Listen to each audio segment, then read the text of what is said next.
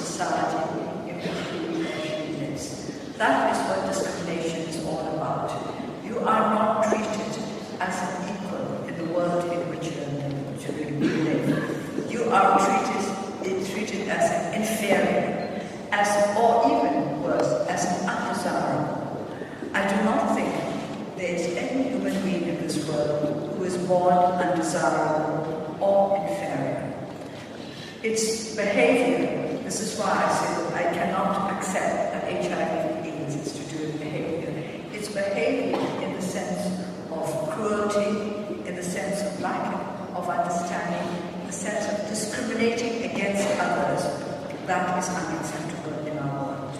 So what we have to discriminate against is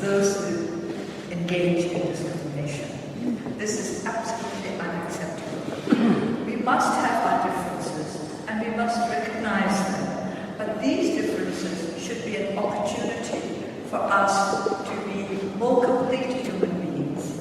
When we held this seminar in Burma, in Rangoon, at our very, very modest headquarters, which could, I think, fit very comfortably into one corner of this hall. We talked about what HIV/AIDS was all about. A lot of our audience, it was not a large audience, as I said, it would have fitted into the corner of this room, but it was packed with members of my party, suffering from great discrimination at that time, discrimination in the form of political repression. And they were, a majority of the audience were young people, very interested in this challenging question. What is HIV/AIDS? They had not been allowed to discuss it freely in their homes or where they lived, in their street, in their towns. It was a time when people just didn't talk openly about such things. And a lot of people in Burma didn't know what it was anyway. So we were fortunate in having Dr. Chris Baer, who is a well-known doctor working for HIV/AIDS victims. He spoke to us about what it was, how you contract it, why we do not need to discriminate against people who have contracted HIV, why we can sit down and talk with them and eat with them and hold hands with them and be friends with them and not be fighting. And then we took questions. And it was amazing how ignorant our young people were, but how much they wanted to fight this ignorance.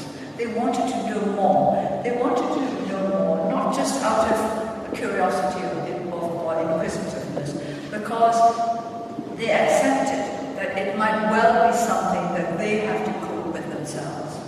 So it was a very successful seminar, and the main thrust of the conclusions we came to after the seminar was the behavior of those who did not have HIV/AIDS towards those who did have it.